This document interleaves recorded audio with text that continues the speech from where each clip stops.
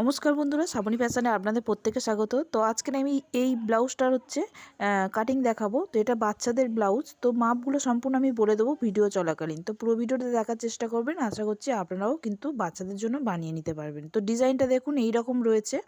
আর lining কাপড়টা নিয়েছি 50 centimetre. তো অনেকেই বলে লাইনিং কাপড় কত নিচ্ছেন দিদিভাই, বলছেন না। তো এখানে আমি 50 সেন্টিমিটার কাপড় নিয়েছি, এতে সব কিছু হয়ে যাবে।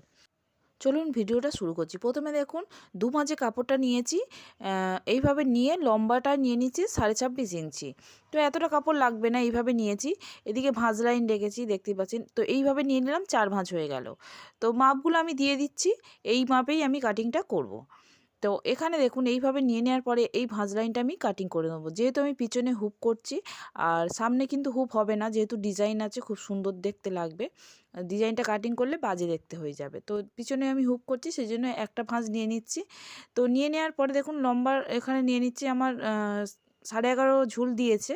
তো 11.5 সঙ্গে 1 ইঞ্চি যোগ করে আমি 12.5 নিয়ে নিলাম। হাফ ইঞ্চি পিছনে হুপ দেওয়ার জন্য হাফ ইঞ্চি করে এক্সট্রা নিয়ে নেব। এরপর থেকে কিন্তু সম্পূর্ণ মাপগুলো আমার নিতে হবে। তো এবারে দেখুন এখানে পুট নিয়ে নিচ্ছি 4.5 ইঞ্চি, আর এইভাবে 4.5 ইঞ্চিটা লম্বা করে নিচ্ছি। নেওয়ার পরে এইভাবে লম্বাটা নিয়ে নেব। তো মোহরা লাইন নিয়ে নেব 4.5 ইঞ্চি, যেহেতু বাচ্চার জন্য। তো 4.5 ইঞ্চি নিলে হয়ে যাবে। তো 20 থেকে 23, 24 ছাতি পর্যন্ত আপনারা এই 4.5 ইঞ্চি পুট নিয়ে নিতে পারেন, আর 4.5 ইঞ্চি মহড়া লাইন নিয়ে নিতে পারেন, তাতে কিন্তু হয়ে যাবে। তো এখানে দেখুন আমার ছাতির 4 ভাগের 1 ভাগ নেব, আর 1.5 ইঞ্চি এক্সট্রা নিয়ে নেব। কোমরও সেম, এখানে তো বাচ্চাদের, তো কোমরের জন্য এক্সট্রা হয় না সাধারণত। ছাতির যা হয় কোমরও তাই হয়। তো এখানে দেখুন কোমরের জন্য আমি বেশি টেকিং দেব না, তো হাফ ইঞ্চির মতো টেকিং রাখছি। তো আপনারা চাইলে কিন্তু 1 ইঞ্চি রাখতে পারেন পিছন পার্টের জন্য। পিছন পার্ট বলি আর সামন পার্ট বলি, একই রাখতে হবে। তো এখানে দেখুন এই দুটো দাগ মিলিয়ে দিচ্ছি। দেওয়ার পরে এখানে কিন্তু হালকা করে শেপ দিতে হবে, খুব যে ডিপ করে শেপ দিলে কিন্তু বগলের শেপটা ভালো আসবে না, ছোটো করে শেপ দিয়ে দিতে হবে। তো এবারে দেখুন পুট গলা নেব। তো পুট গলা এখানে আমি 2 ইঞ্চি নিয়ে নিচ্ছি। 2 ইঞ্চি নেওয়ার পরে এখানে গলার ডিপটা নিচ্ছি 7 ইঞ্চি। তো 7 ইঞ্চি নেওয়ার পরে দেখুন 2 ইঞ্চিতে দিয়ে এইভাবে দাগটা প্রথমে সোজা করে নিচ্ছি। তো এই দাগটার সঙ্গে এই দাগটাও মিলিয়ে দেবো। তো আমি এই রকম ডিজাইনটা করছি, তো আপনার যেমন ডিজাইন করার ইচ্ছা হবে ঠিক তেমনভাবে কিন্তু আপনারা সেই রকম ডিজাইন আপনারা করে নেবেন। তো আমি এই রকম ডিজাইন দিচ্ছি। তো এবারে দেখুন আপনারা কিন্তু গলার ডিপটা আমি এখানে 7 ইঞ্চি দিয়েছি। তো আপনারা চাইলে কিন্তু এখানে 5.5 ইঞ্চি, 5 ইঞ্চি বা 6 ইঞ্চি দিতে পারেন, তাতে কোনো অসুবিধা নেই। তো আপনারা চাইলে বাচ্চাকে আরেকটু ডিপও পরাতে পারেন। তো এবারে দেখুন টেকিং দেব এইটার মিডিল করে, এই যে দাগটা দিয়েছি এই দাগে মিডিল করে এর হাফ করে উপর দিকে উঠিয়ে দেব। তো 3.5 ইঞ্চি এখানে টেকিং দিয়ে নিচ্ছি। দেখুন 3.5 ইঞ্চি ওপরে টেকিংটা দিয়ে নিচ্ছি। তো আমার সম্পূর্ণ ড্রয়িং করা হয়ে গিয়েছে, এবার আমি কাটিংটা করব।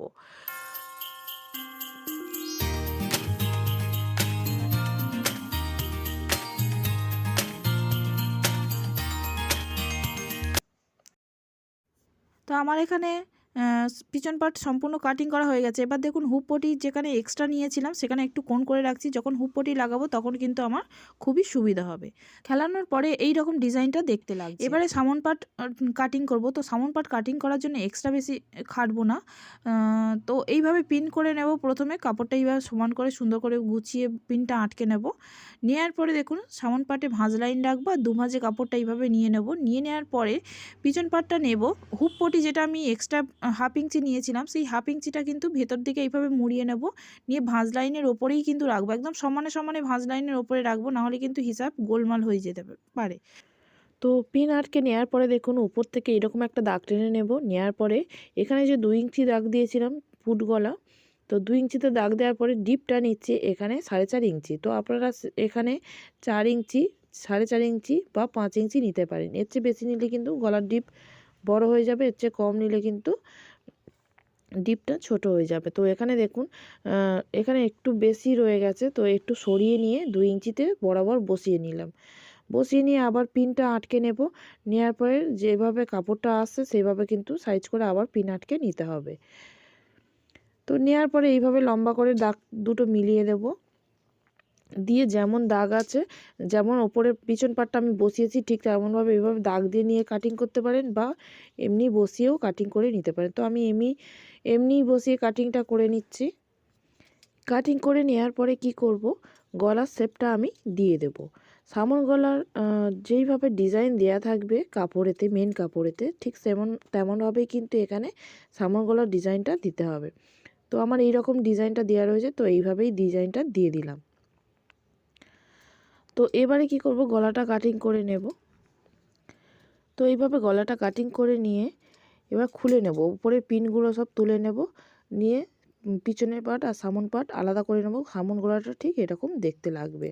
এবারে আমি হাতা কাটিং করব। তো হাতা কাটিংয়ের জন্য আলাদাভাবে কিন্তু কাপড় আমি এক্সট্রা কাটিং করে রেখেছিলাম ওই 50 সেন্টিমিটার কাপড় থেকে। তো এখান থেকে এই পর্যন্ত একটা মাপ নিয়ে নেব, যতটা হবে তার সঙ্গে 1 ইঞ্চি যোগ করে নেব। তো এখানে 5.5 হচ্ছে, তো 6.5 নিয়ে নেব। এইভাবে কাপড়টা নিলাম, 4 ভাঁজে নিয়ে নিচ্ছি, দেখতেই পাচ্ছেন এইভাবে 4 ভাঁজে নিয়ে নিলাম। তো যতটা হবে এইভাবে নিয়ে নেব। তো 6.5 ইঞ্চি এই নিয়ে নিলাম। তো কাপড়টা দেখতেই পাচ্ছেন কতটাই বেশি আছে। হাত যদি আপনারা লম্বাও করতে চান বাচ্চার, তো লম্বা এখান থেকে বেরিয়ে যাবে। তো আমি হাতা ছোট হাত রাখছি, সেই জন্য হচ্ছে 4 ইঞ্চি হাত রাখছি। তো এর ভেতর থেকেই কাপড় বার করে নেব, পটি এর ভেতর থেকেই বার করে নেব। তো এবারে দেখুন এখান থেকে লম্বা 4 ভাঁজে নিয়ে নেওয়ার পরে এইভাবে সাইড থেকে একটা কাপড় দাগ টেনে নিচ্ছি, কেননা অসমান থাকে এইভাবে ভাঁজ করার পরে। তো 4 ইঞ্চি আমি হাতা রাখছি, তার জন্য 1 ইঞ্চি আমি এক্সট্রা নিয়ে নিচ্ছি। তো তলার দিকে মোড়া হবে আর উপরের দিকে হাতা জোড়ার সময় 1/2 ইঞ্চি চলে যাবে। টোটাল 1 ইঞ্চি আমার কিন্তু এক্সট্রা নিতে হবে। যতটাই হাতা রাখুন না কেন তার সঙ্গে 1 ইঞ্চি অবশ্যই এক্সট্রা নিয়ে নেবেন। তো এখান থেকে গ্যাপ দিচ্ছি 2.5 ইঞ্চি, আপনারা 2 ইঞ্চিও দিতে পারেন, তাতে কোনো অসুবিধা হবে না। তো 2.5 ইঞ্চি এইভাবে লম্বা করে দাগটা টেনে নিচ্ছি।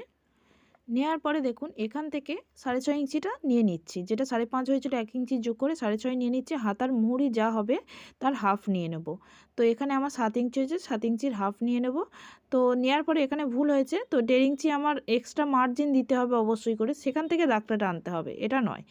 তো এবারে দেখুন এটা আমার 7 ইঞ্চি, এটা নয়, তারপরে 1.5 ইঞ্চি আমার এক্সট্রা। তো এই দাগের সঙ্গে এই দাগটা মেলাতে হবে। তো তারপরে দেখুন এখান থেকে এই দাগটা টেনে নেব। নেওয়ার পরে এখান থেকে প্রায় 2 ইঞ্চির মতন এখানে একটা গ্যাপ দিয়ে দেব। দেওয়ার পরে এখান থেকে প্রায় 1.5 ইঞ্চির মতন ছেড়ে দিয়ে একটা দাগ দিয়ে দেব। দিয়ে এইভাবে হালকা করে শেপটা দিয়ে নেব। বাচ্চাদের খুব বেশি হবে না, হালকা করে শেপটা দিয়ে নিতে হবে। তো দিয়ে নেওয়ার পরে দেখুন এখানে তালপাত কাটিং হবে, প্রায় 2 সুতোর মতন তালপাত কাটিং হবে। এর চেয়ে বেশি কাটিং করার একদম প্রয়োজন নেই, খুব হালকা করে শেপটা দিয়ে কাটিংটা করে নিতে হবে। তো আমার এখানে হাতা কাটিং করা হয়ে গিয়েছে।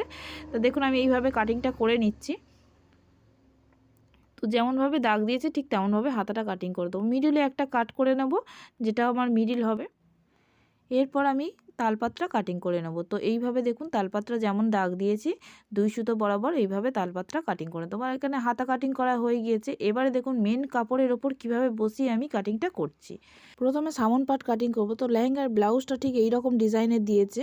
তো মিডিলটা আমাকে দেখে নিতে হবে ঠিক কেমনভাবে আছে। তো মিডিলটা আমি ধরে এইভাবে ভাঁজ করে নেব। তো নেওয়ার পরে এইটা দুটো পার্ট এইভাবে সমান করে নিয়ে নেব। তো সমান করে বসিয়ে নেওয়ার পরে সামন পার্টটা এইভাবে পিন আটকে নেব। তো এই দুটো আর নড়বে না। তো এবারে দেখুন এইভাবে আমি বসিয়ে নেব। তো একটু উপরের দিকে উঠিয়ে ডিজাইনের বরাবর কাটলে হবে না, পরে আমি দেখিয়ে দেবো তো কীভাবে আমি কেটেছি। তো প্রথমে কি করব, এইভাবে কাটিংটা করে নেব। ডিজাইন যা থাকবে ডিজাইনের উপর থেকেই কিন্তু কাটিংটা করতে হবে। দেখুন এইভাবে ডিজাইনের উপর থেকেই কিন্তু কাটিংটা করুন। তো এক্সট্রা কাপড় আমি রেখে দিই সব সময়ের জন্য, কেননা মেন লাইনিং অ্যাটাচ করার পরে অনেক সময় মেন সমানে কাটলে কী হয়, একটু নড়ে চড়ে গেলে অসুবিধা হয়ে যায়। তো যাতে না অসুবিধা হয় সেই জন্য দেখুন এইভাবে আমি এক্সট্রা করে কাটিং করে নিই। তো এইভাবে দেখুন হালকা হালকা বোঝা যাচ্ছে যে আমি কিভাবে রাখছি। তো ডিজাইন থেকে একটু সরিয়ে কিন্তু ভেতর দিক থেকে এইভাবে বসিয়ে নিতে হবে। তো মিডিল করে কিন্তু মিডিলে যে ভাঁজ লাইনটা ছিল এইভাবে, এটা দেখুন ভাঁজ লাইন ছিল আমার, তো এইভাবে কিন্তু আমি বসিয়ে নিয়েছি। তো সামন পার্ট এখানে কাটিং করা হয়ে গেছে। এবার পিছন পার্টটা দেখুন, পিছন পার্টটা নর্মালি যেভাবে আসবে সেভাবে আপনারা কাটিং করে নিতে পারেন। তো ভাঁজ লাইনে রাখতে পারেন, নাও রাখলেও কোনো অসুবিধা নেই।